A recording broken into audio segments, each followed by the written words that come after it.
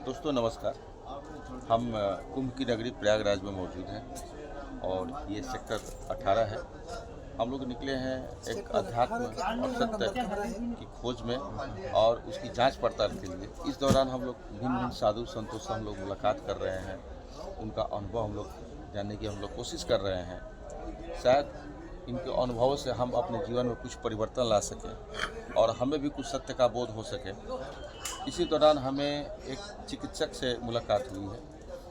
ये पेशे से तो चिकित्सक हैं, लेकिन इनका जो व्यवहार है वो किसी साधु और संत से कम नहीं है। हम इनके व्यक्तित्व से थोड़े प्रभावित हुए और हमने महसूस किया कि इनके जो अनुभव हैं, जो आध्यात्मिक जो सफ़र है, थोड़ा उसके बारे में हम कुछ जानकारी दें और लोगों तक इनकी बातों को हम पहुँचाएँ।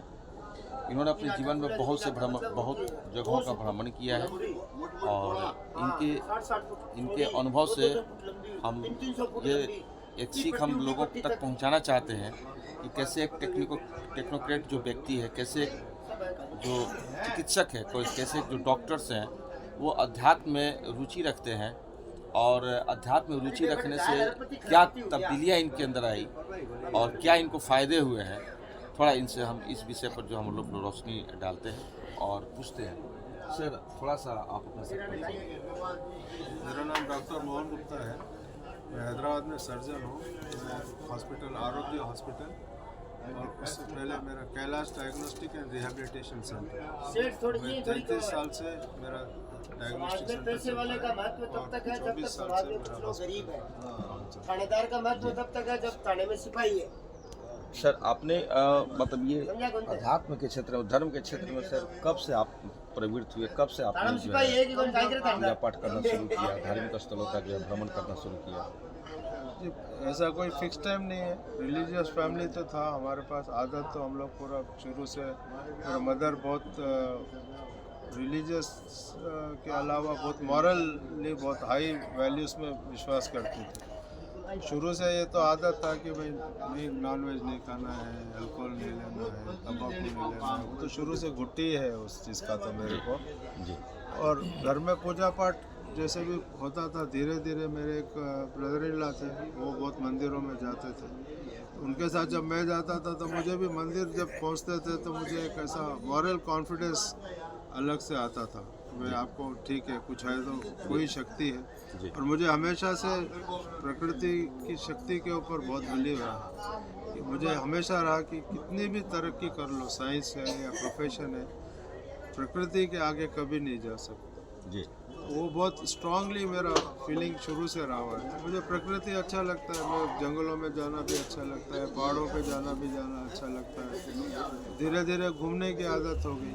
घूमने में भारत में ज़्यादा भ्रमण आपको रिलीजियस मंदिरों के मैं हमेशा मंदिरों के हिसाब से घूमने जाता था। जैसे हिमाचल घूमना है तो हिमाचल में 9 देवी हैं, चलो घूमेंगे, उस बहाने हिमाचल पूरा घूम लेता था। इस टाइप से धीरे धीरे मुझे घूमने के मंदिर सब पूरे मंदिर और मंदिरों में जाने से मुझे डेफिनेटली मॉरल सपोर्ट मिलता है।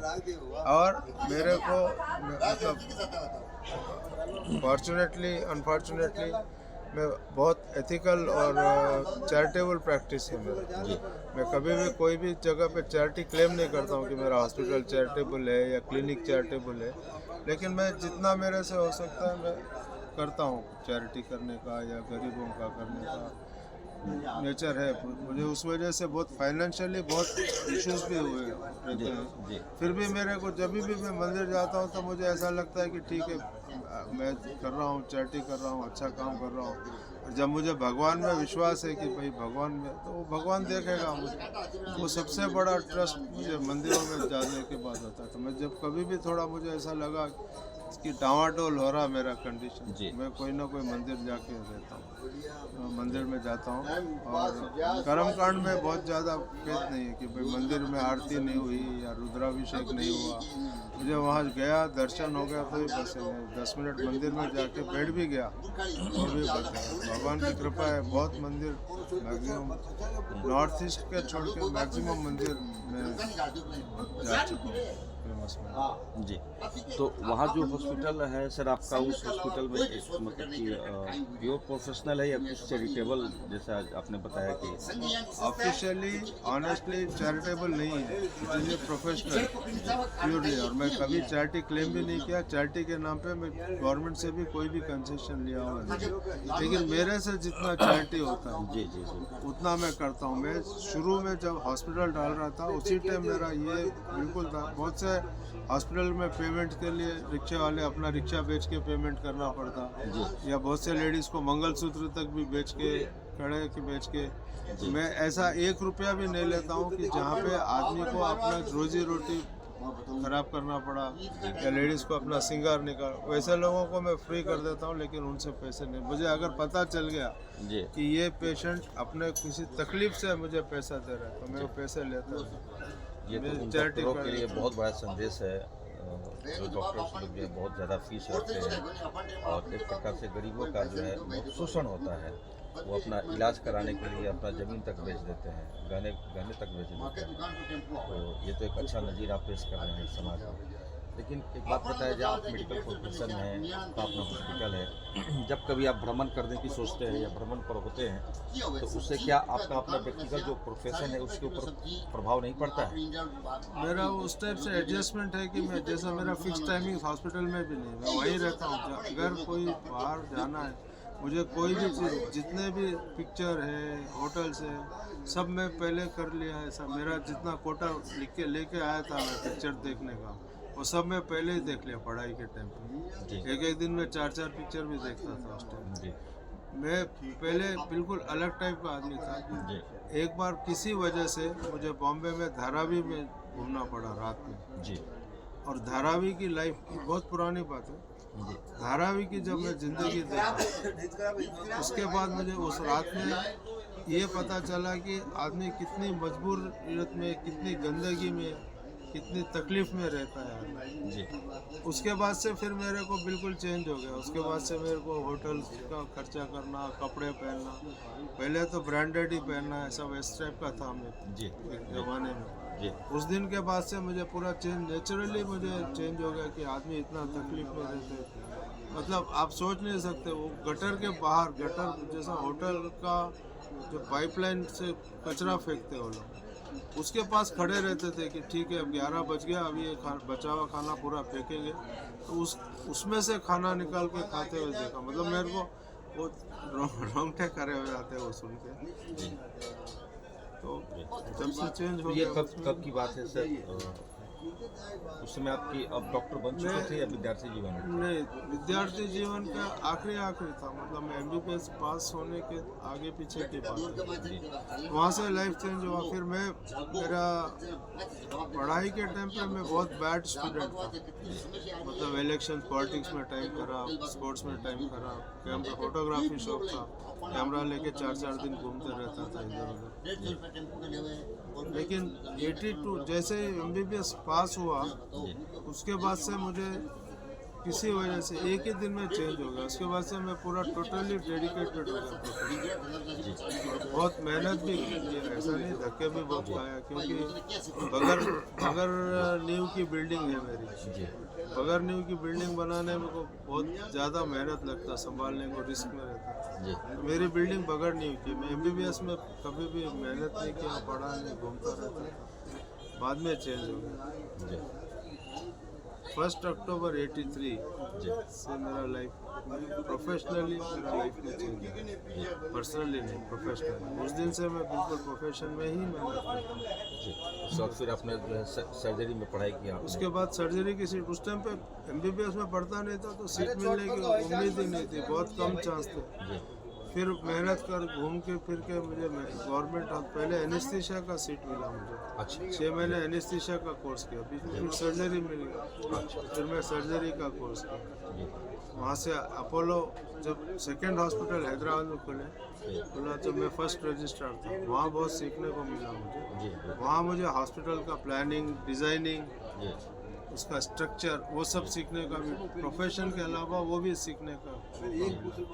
तो जब मेरा हॉस्पिटल बना है तो वो टोटली मेरा हॉस्पिटल बोल सकता, मेरे को इंजीनियर नहीं है, आर्किटेक्ट नहीं है, डिज़ाइनर नहीं है, हॉस्पिटल का प्लानर, सब चीज़ में मेरे हाथ से किया हुआ है। और वो स्टेबल बिल्डिंग, जो एक बिल्डिंग फ्लॉप हो गई थी, उस बिल्डिंग में मैं हॉस्पिटल बनाया। जब वो हॉस्पिटल बना, मतलब टॉप मोस्ट लोग भी वो हॉस्पिटल को देख के सरप्राइज हो गए कि इस टाइप का हॉस्पिटल कोई बना सकता है इस जगह पे और इस रेट में चला सकता। कॉर्पोरेट टाइप का हॉस्पिटल था तो कॉर्पोरेट वाले थोड़ा नाराज भी रहते थे मेरे से कि इतना कम में तो इतना सर्विस करना। ठीक है, आई एम हैप्पी, मुझे ठीक वही करना अच्छा लगा। तो सर सर्जरी आपका स्पेशलाइजेशन क्या मैं जान सकता हूँ कि आप सर्जरी मैं बेसिकली तो जनरल सर्जन हूँ, मेरा डिग्री भी जनरल सर्जरी का है। उसके बाद वैस्कुलर सर्जरी में थोड़ा मेरे को एक्सपीरियंस लेके मैं काम किया। उस टाइम पे वैस्कुलर सर्जरी में इंडिया में डिग्री भी नहीं थी कोई। अच्छा, उसके बाद ही डिग्री, अब डिग्री मिलने लगी। मैं जब वैस्कुलर सर्जरी में काम किया तो वैस्कुलर सर्जरी अपना खुद ही प्रैक्टिस करो और अपने आप को वैस्कुलर सर्जन बोलो। मैं वैस्कुलर सर्जरी का भी काम करता हूँ। वैसा एक्चुअली मैं बताया जैसे आपको 83 के बाद, 1 अक्टूबर 83 के बाद मैं बहुत, जब पुराना पाप धोना रहता है तो ऐसा वाला बात है ना, तो मैं बहुत मेहनत करके हर डिपार्टमेंट में काम करके, इमरजेंसीज में काम करके रात दिन, और एनेस्थीसिया का 6 महीने का एक्सपीरियंस भी मुझे बाद में बहुत काम आया, क्योंकि मैं अभी भी प्रोसीजर्स, मेरे को जो प्रोसीजर जनरल सर्जन वाले नहीं कर सकते, एनेस्थीसिया देने के, वेंटिलेटर चलाने के, वो सब भी मेरे को अच्छे से चला सकता हूँ। इमरजेंसी में मेरे को बहुत मैं आर्थोपेडिक छोड़ के मैक्सिमम इमरजेंसी हैंडल करता हूँ। जी। अभी सर वो हॉस्पिटल कितने बेड का होगा, उसका स्ट्रेंथ क्या है? मैं जब शुरू किया, जब 50 बेड का हॉस्पिटल शुरू किया था, फिर हमारे पीछे केयर हॉस्पिटल है, उनको ज़रूरत था उस टाइम पे, वो चैरिटेबल हॉस्पिटल जैसा था। फिर उनको बहुत ज़रूरत था तो मैं उनको फैसिलिटी दिया था मेरे हॉस्पिटल में काम करने की। वो काम करें, बट बाद में उनसे मतलब मुझे धोखा ही दिए समझिए आप जैसा। तो उस टाइम पे मैं 14 बेड का हॉस्पिटल चलाता था। अभी मेरा अगर मेरे हाथ में वो प्रेमाइसिस फिर से आ जाएगा, मैं अब उसको 100 बेड का हॉस्पिटल बना रहा हूँ। तो अगले 4 से 6 महीने के बीच में फिर से 100 बेड का हॉस्पिटल। सर आप मूल निवासी कहाँ के थे, इसके बारे में बताइए। क्या आप आंध्र प्रदेश के मूल निवासी हैं या कोई अन्य जगह आपके? हमारे माता पिता, मदर तो खैर बिहार की है, बाद में मदुरई में सेटल हो गई थी। हमारे बिहार में सर कहाँ से हैं? भागलपुर के पास एक पौसी बोल के जगह है, मंदार हिल। मंदार हिल के हमारे नाना जी थे। हमारे नाना जी भी जाके मदुरई में सेटल हो गए, हमारे पिताजी के बड़े भाई भी जाके मदुरई में सेटल हो गए। उस हिसाब से हमारे मदर फादर, हमारे फादर की फैमिली नूह की है, मेवात डिस्ट्रिक्ट में नूह है, मतलब अब तो नूह डिस्ट्रिक्ट ही बन गया, मेवात एरिया है, वहाँ के है वो पूरा फैमिली। हमारी प्रीवियस जनरेशन, हमारे फादर के भाई सब पूरे मेवात में हुए रहते थे नूह में। और एनमास वो पूरा फैमिली धीरे धीरे 2-3 साल के अंदर ही पूरा साउथ में आ गया, मदुरई आया। फिर वहाँ से मदुरई में उस 1951 में एक एजिटेशन चला था पेरियार का, एंटी हिंदी एंटी नॉर्थ। वो एजिटेशन के टाइम पे फिर वो इधर भटकते हुए हमारे पिताजी तेलंगाना में, उस टाइम पे जॉइंट आंध्र प्रदेश था, आंध्र प्रदेश के निज़ामाबाद डिस्ट्रिक्ट में आकर रहने लगे। वही मिठाई का काम, और फैमिली का बेसिकली मिठाई का काम था, रेस्टोरेंट्स का। तो निज़ामाबाद में रहने लगे। मेरा जन्म और हमारी पूरी जनरेशन का जन्म साउथ में हुआ, निज़ामाबाद में। मेरा जन्म और प्रारंभिक पढ़ाई इंटरमीडिएट तक पूरा निज़ामाबाद का है, हिंदी मीडियम से। जी। उसके बाद फिर मेरे को हैदराबाद आया। हैदराबाद में स्ट्रगल के बाद मेडिकल का सीट मिला, MBBS का। तो MBBS हैदराबाद उस्मानिया मेडिकल कॉलेज से किया। फिर अंबाजोगी बोल के एक जगह है महाराष्ट्र में, वहाँ 6 महीने एनेस्थीसिया का कोर्स किया। उसके बाद सर्जरी मिल गया। तो नागपुर में एक मेडिकल कॉलेज है, इंदिरा गांधी मेडिकल कॉलेज। उस टाइम पे इंडिया में 108 मेडिकल कॉलेज थे पूरे टोटल। ये कब की बात है सर? ये 85-86 की बात, 86 से 88 तक। फिर मैं सर्जरी, MS सर्जरी कर। जी। 88 में सर्जन बनने के बाद फिर से हैदराबाद में, फिर जब से हैदराबाद में ही हूँ फिर से। तो सर उसके बाद जब आपने बताया कि आप मुंबई गए थे, घूमने के लिए गए थे, वहाँ से आपने जो मलिन बस्तियों में जो लोग रह रहे हैं, जो निर्धन हैं, उनकी दिनचर्या को आपने देखा कि कितनी मुश्किलात भरा है मैंने उनका एक ही जो रात, जीवन है। सिर्फ एक रात में 3 घंटे, एक रात में 3 घंटे मात्र उनका जीवन आपने देखा। हाँ मतलब 3 और घंटे इसके में बाद मेरा पूरी जड़ हिल आपकी गई। रूह को हिला दिया हाँ, पूरी उस जड़ जीवन हिल ने गई। आपको। हाँ, पूरी। उसके बाद आपने जो ये आराम और तलब की जो जिंदगी है, उसके प्रति आपको एक मोह भंग होना शुरू हुआ। वो भंग हो गया, मतलब उस दिन से मैं चेंज ही हो गया। उस दिन से आज आप मैं कोई भी सर्कमस्टेंसेस में जीने के पोजीशन में हूँ जी पूरा। मैं आज बिल्कुल फक्कड़ आदमी जैसा हूँ, किसी भी सर्कमस्टेंस अच्छे से लग्जरी में भी रह सकता जी। और बिल्कुल ऑर्डिनरी जगह पे भी रह सकता। यानी कि भौतिक जो वस्तुएं हैं उसके सब, प्रति हाँ। बहुत ज्यादा मोह नहीं रह गया। बिल्कुल नहीं है, और उसके बाद जीरो है। सेवा की भावना आ गई। बस उसके बाद से चेंज ही हो गया, लाइफ ही चेंज हो गया। जी मंदिर में तो क्या है, this is for mental strength. मुझे हमेशा से मैं प्रॉब्लम्स में रहा। मुझे जब लगता है कि भाई अभी मैं हार रहा हूँ, तो मैं कोई भी मंदिर या स्टेप की जगह जाता हूँ, तो मुझे फिर से आता नहीं ठीक है, देखा जाएगा, जो भी होगा जाएगा। अभी मुझे कितना भी ट्रबल रहो, कितना भी परेशानी रहो, मुझे वो एक मॉरल स्ट्रेंथ मिल जाता है। जी इस वजह से वो है। मैं ऐसा कर्मकांड जैसा नहीं है कि भाई चलो मंदिर गए तो आरती नहीं हुई, या अपन पूजा नहीं करे या अभिषेक नहीं करे। जी वहाँ गए, दर्शन हो गए तो भी बहुत बड़ी चीज़ है मेरे लिए। जी हो गया रुद्राभिषेक, अभिषेक अच्छा हो गया, रुद्राभिषेक अच्छा हो गया, या आरती अच्छी हो गई, तो वो बोनस जैसा है। बट जरूरी नहीं है कि वो होना ही होना है। जी जी कर्मकांड में ज़्यादा वो नहीं, वैसा भी करता हूँ घर में, जब भी डेली पूजा थोड़ा बहुत 2-4 मिनट का करता हूँ। बाकी ऐसा बहुत ज़्यादा वो नहीं है। बस मेरे को ऐसा नहीं है कि मैं बहुत रिलीजियस हूँ, बहुत पढ़ता हूँ, अच्छी कंपनी में रहना चाहता हूँ, पढ़े लिखे लोग, बड़े से बड़े आदमी के साथ भी बिल्कुल आराम से कंफर्टेबली बैठ के बात कर सकता हूँ, उससे सीखने को मिलता है। जी। यानी कि आप धार्मिक हैं लेकिन ऑर्थोडॉक्स नहीं। नहीं, ऑर्थोडॉक्स नहीं है कि कोई ऑर्थोडॉक्स है कि मंदिर में गए तो जितने भी विध हैं, अगर कोई विध नहीं भी हुआ तो आपने अपने मन से ईश्वर की आराधना कर लिया, बस आपने आप और हर जगह पे है, जो हर जगह पे है। मैं बहुत रिलीजियस आदमी हूँ, जी प्रो हिंदू हूँ, जी बट एंटी मुस्लिम या एंटी क्रिश्चियनिटी ऐसा नहीं है। वाह बहुत अपने अपने रिलीजन में हर आदमी को सुंदर। जी रहता हूँ। जी मैं चर्च भी जाता हूँ, वहाँ भी जाता हूँ। वहाँ जाके मैं क्या करता हूँ, जैसा मस्जिद गया, मस्जिद में अपन क्या करेंगे, मैं अपना गायत्री मंत्र पढ़ता हूँ। जी मैं तो और क्या कर सकता हूँ, मुझे उनकी नमाज पढ़ना आती नहीं। जी नमाज पढ़ने का कुछ वो भी नहीं है कि भाई नहीं अपने को नमाज पढ़ना है, वो है नहीं। मैं कहीं भी रिलीजियस प्लेस में जाऊंगा तो मैं अपना सीधा जो भी मंत्र मेरे को आते हैं वो गुनगुनाता, जोर से चिल्ला के कभी भी नहीं पढ़ता। बहुत। इसका मतलब है कि हर व्यक्ति अपने धर्म के अनुसार अपनी पूजा और आराधना करे। कोई भी व्यक्ति कहीं पर जाकर के पूजा और अर्चना कर सकता है। इससे किसी की आस्था के ऊपर, इससे किसी के जो है धर्म के ऊपर कोई जो है कुठाराघात होने जैसी कोई बात नहीं। अगर कोई मुस्लिम है, कोई क्रिश्चियन है, कोई हिंदू है, कोई जैन है, कोई बुद्ध है, वो अपने अपने तरह से अपने ईश्वर की आराधना करे, सच्चे दिल से आराधना करे। और आपके अनुसार मतलब एक सच्चा इंसान जो होता है कभी किसी दूसरे को हार्म करने की कोशिश नहीं करेगा। तो ये बहुत ही विरोधाभास है। मैंने देखा वैज्ञानिकों को या फिर जो इंजीनियर्स हैं, डॉक्टर्स हैं, क्योंकि वो शिक्षा पद्धति एक ऐसी शिक्षा पद्धति है कि थोड़ा उनका जो रुझान है अध्यात्म और धर्म से थोड़ा सा अलग हट जाता है, क्योंकि वो पूर्ण रूप से वैज्ञानिक जीवन में ही जीना चाहते हैं, भौतिक जीवन में ही रहते हैं। सांसारिकता से मोह हट जाना या फिर सांसारिक जीवन में रहते हुए धर्म कर्म से बहुत ज़्यादा रुचि रखना, उनमें थोड़ा कम पाया जाता है। तो मैंने ये देखा आप में कि आपने बताया कि मेरे एक रिलेटिव्स थे जो कि उनको धार्मिक स्थल पर घूमने का जो है उनका शौक़ था, उनके साथ साथ थोड़ा हम भी घूमे। उसके बाद मेरे मन में ये बातें घर कर गई कि हमें भी घूमना चाहिए, एक सुकून मिलता है। तो सर मैं ये जानना चाहता हूँ कि सर जैसे आप एक डॉक्टर हैं, एक सर्जन हैं, आप धर्म कर्म में रुचि रखते हैं, जाते हैं, घूमते हैं, क्या आपके साथ और भी आपके डॉक्टर की कोई टीम है, टोली है जो कि इस कार्य में रुचि रखती हैं, लोग जाते हैं? मेरे साथ मैं जनरली अकेला ही घूमता हूँ जनरली, क्योंकि मैं बहुत टफ, जैसा मैं कहीं भी गया तो एक एक कोना घूमूंगा, नींद कॉम्प्रोमाइज़ हो जाती, खाना कॉम्प्रोमाइज़ हो जाता। वो लोग जब जाते तो उनको रिलैक्सेशन इम्पोर्टेंट है। जैसा अभी मेरे ऐसा है कि अगर खाने में 2 घंटा लग रहा, मुझे लगता है कि 2 घंटे वेस्ट हो रहे, 2 घंटे में तो अपन 2 चीज़ देख सकते हैं यहाँ पे, तो और मंदिर देख सकते हैं अगर यहाँ पे है घूमने की जगह। वो लोगों को वैसा नहीं रहता, उनका प्रायोरिटी खाना रहता।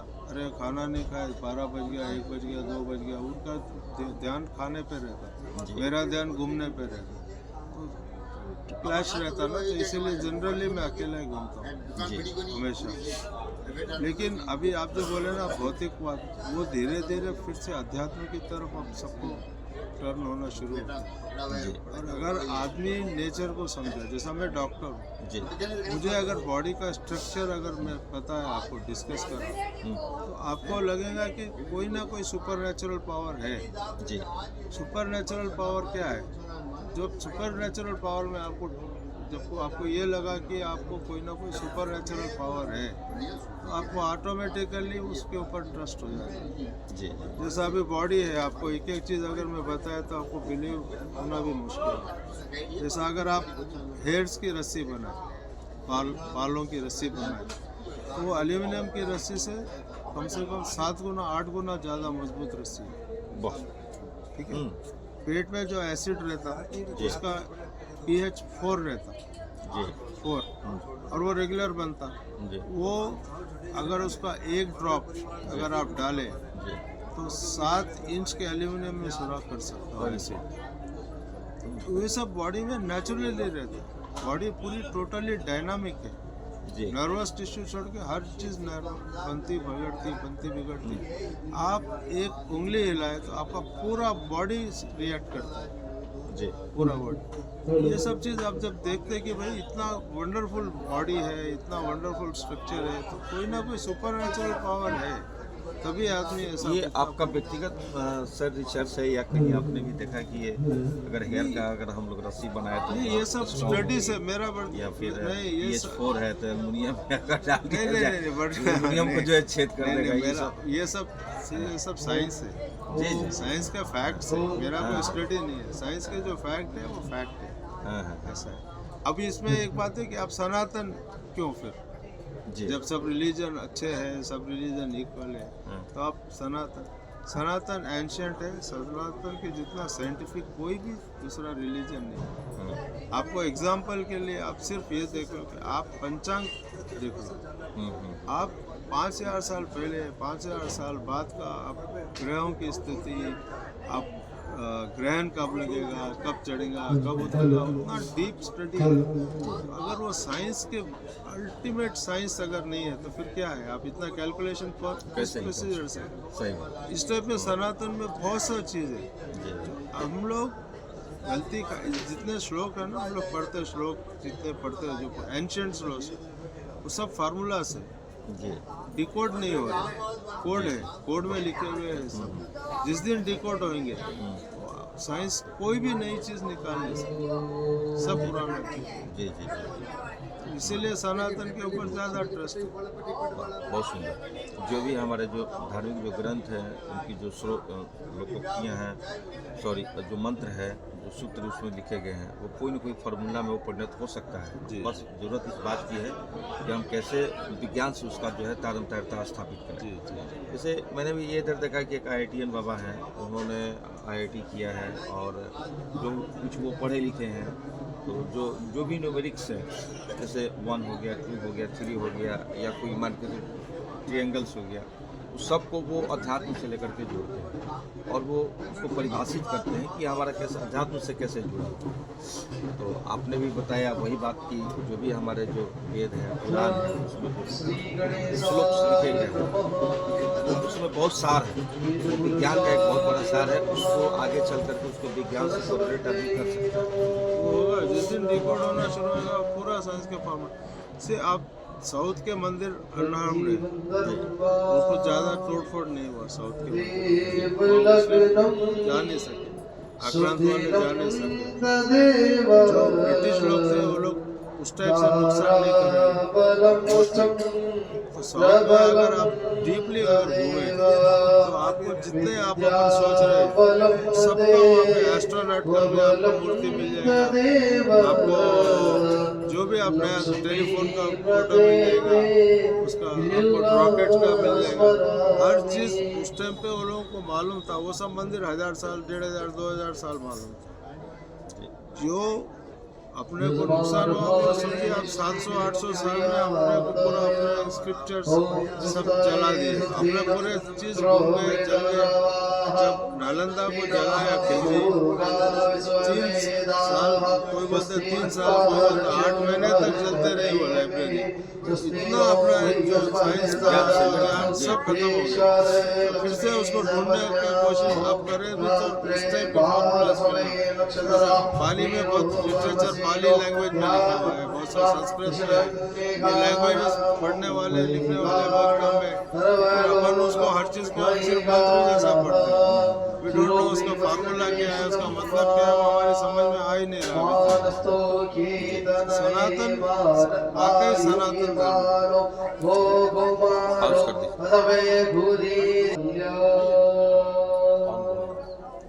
सर, थोड़ा देर पहले मैंने देखा कि यहाँ एक श्रद्धालु बैठे हुए थे और उसमें आप जो है कुछ होम्योपैथ की भी बात कर रहे थे, आयुर्वेद की भी बात कर रहे थे। आप सर एक एलोपैथिक डॉक्टर हैं और मैंने देखा कि आप मतलब यूनानी की भी बात कर रहे थे उसमें। तो मुझे बड़ा कंट्रास्ट लगा कि सर जो है एक सर्जन हैं और जो आयुर्वेद की भी जानकारी रखते हैं, होम्योपैथ की भी जानकारी रखते हैं। तो सर अक्सर मैंने देखा कि होम्योपैथिक जो डॉक्टर हैं वो जनरली बहुत क्रिटिसाइज करते हैं, होम्योपैथ का क्रिटिसाइज करते हैं, आयुर्वेद का क्रिटिसाइज करते हैं, यूनानी का तो नाम ही नहीं लेते हैं। तो सर आपने जो अनुभव किया सर थोड़ा विचार करें। ऐसा नहीं है, कोई भी पैथिक प्रॉब्लम सबका ये है कि कोई भी पैथिक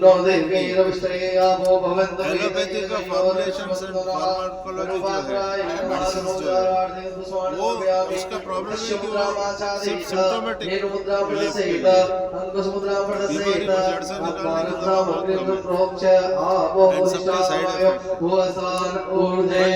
एलोपैथी में ऐसी चीजें हैं जिसका रिप्लेसमेंट नहीं है, सर्जिकल प्रोसीजर्स